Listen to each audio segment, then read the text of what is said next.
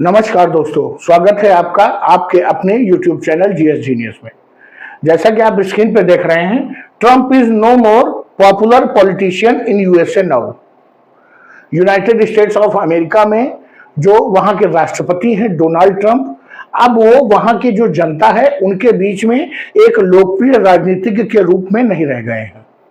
उनकी लोकप्रियता लगातार घटती जा रही है।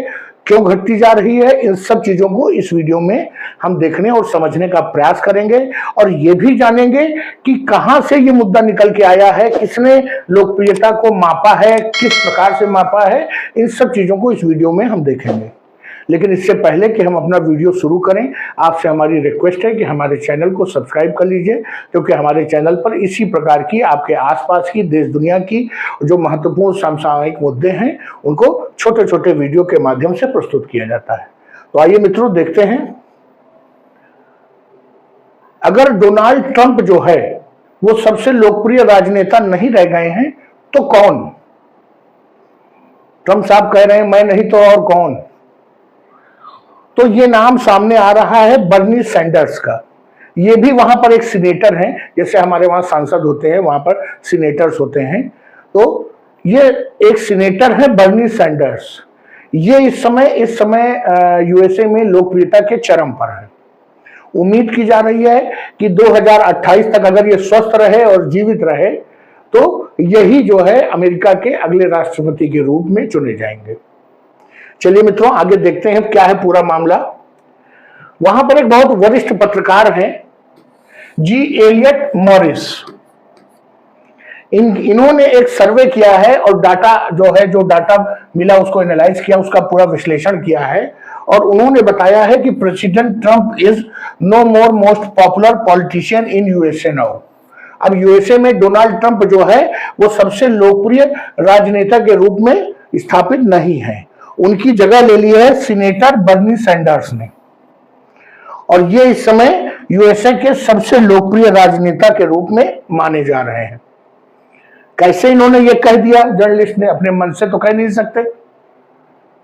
तो इन्होंने बताया है कि इन्होंने अपनी वेबसाइट पे एक डाटा और कुछ विश्लेषण जो है वो पोस्ट किया है और उन्होंने बताया कि YouGov और इकोनॉमिस्ट पोल, ये दो वेबसाइट हैं, उन पर इन्होंने आम जनता से क्वेश्चन पूछे थे और पिछले 3 महीनों में उन्होंने आम जनता से ये क्वेश्चन पूछे थे और ये कलेक्ट किया था वहां की आम जनता से। जो उसने रिस्पॉन्स दिया था उसी के आधार पर उन्होंने ये विश्लेषण निकाला था और इन्होंने जो प्रश्न पूछे थे उसका जो मेन पर्पस था सर्वे का, वो ये निकल के आया था कि जो 2028 में राष्ट्रपति का चुनाव होगा उसमें कौन सा प्रोमिनेंट पॉलिटिकल जो पर्सनालिटी है वो आगे आ सकता है। क्योंकि डोनाल्ड ट्रंप तो जितनी उम्मीदें पूरे विश्व की थी डोनाल्ड ट्रंप से थी और अमेरिका को डोनाल्ड ट्रंप से थी, वो सभी उम्मीदें चकनाचूर हो गई। तो सर्वे में वो जानने का प्रयास कर रहे थे कि अगले राष्ट्रपति कौन होंगे और उसमें निकल के आया कि जो ये है बर्नी सैंडर्स, ये सबसे लोकप्रिय इस समय चल रहे हैं। ये जो मिस्टर मॉरिस हैं ये एक डाटा ड्रिवन जर्नलिस्ट हैं, अर्थात ऐसे पत्रकार जो डाटा फिगर्स और इन सब के ऊपर बात करते हैं। आपने देखा होगा कि जब भारत में चुनाव होते हैं तो उसके पहले एग्जिट पोल होता है। पोल के पहले भी कुछ लोग विश्लेषण करते नजर आते हैं न्यूज चैनल पर और पोल के बाद भी करते हैं। कुछ लोग पहले ही बताने लगते हैं कि इतनी सीटें आने जा रही हैं। कुछ लोग चुनाव जिस दिन खत्म होता है उसके 2 घंटे बाद शुरू कर देते हैं वही बातचीत, और वो तब तक चलता है जब तक रिजल्ट आ नहीं जाता और बाद में वो कहते हैं कहीं गड़बड़ी हो गई। तो वास्तव में उन सबका कोई मतलब नहीं होता है, वो पूरी तरह से स्पॉन्सर्ड होते हैं और जो पार्टी इन सबको पैसा वैसा खिला देती है उसी के वो जिताने लगते हैं। लेकिन कुछ लोग वास्तव में ईमानदारी के साथ अपना काम करते हैं और जो डाटा है उसका सही से विश्लेषण करते हैं। तो ये उसी प्रकार के पत्रकार जो है अमेरिका में है, जो इलेक्शन की जो पोलिंग है और उसके प्रेडिक्शन है, पूर्वानुमान है, वो सब लगाते हैं ये मॉरिस। उन्होंने जो अपना सर्वे कंडक्ट किया उसमें बताया कि जो वयस्क वोटर हैं यूएसए के, उसमें से 46% लोग जो है सीनेटर बर्नी सैंडर्स को जो है पॉपुलर मानते हैं, लोकप्रिय मानते हैं और उनके पक्ष में उन्होंने मत दिया और 39% लोगों ने उनके विपक्ष में मत दिया, अर्थात 46 और 39 इस परसेंटेज से बर्नी सैंडर्स जो है विजेता साबित हो रहे हैं इस सर्वे में।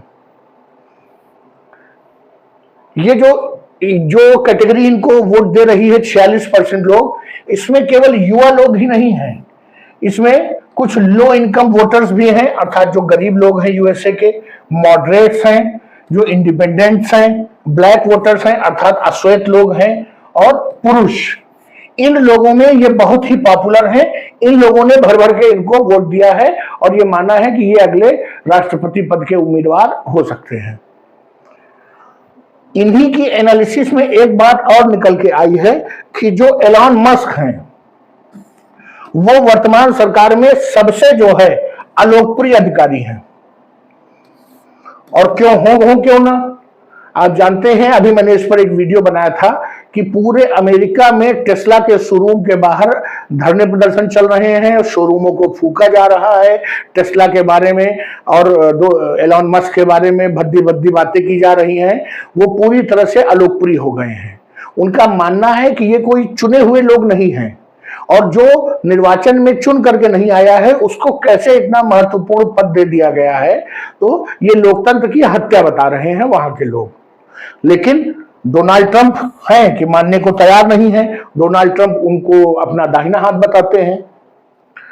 सर्वे में एक चीज और सामने निकल के आई है कि जो वहां के उपराष्ट्रपति हैं जेडी वेंस, और उसके अतिरिक्त कुछ और डेमोक्रेट्स हैं, कुछ और सांसद हैं, वो लोग भी डोनाल्ड ट्रंप से ज्यादा पॉपुलर है देश में।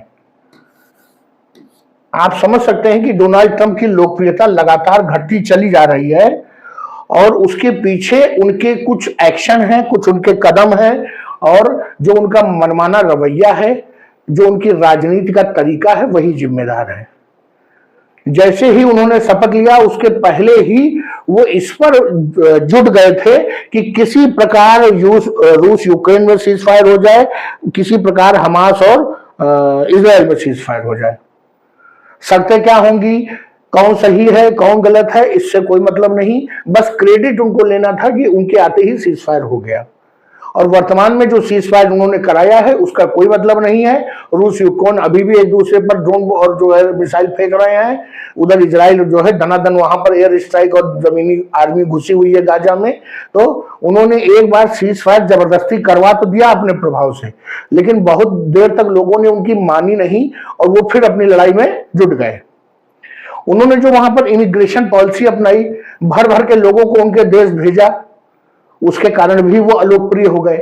बल्कि वहां पर तो जो धार्मिक नेता थे, जो चर्च थे, वो रिक्वेस्ट कर रहे थे ट्रंप से कि भाई ऐसा मत करिए, वो लोग इस देश को में योगदान करते हैं, भले उनके पास यहाँ की नागरिकता नहीं है लेकिन उनका योगदान है, वो टैक्स देते हैं और वो भी ईश्वर के बनाए हुए लोग हैं, उनको माफी दीजिए। लेकिन ट्रंप मानने वाले नहीं थे।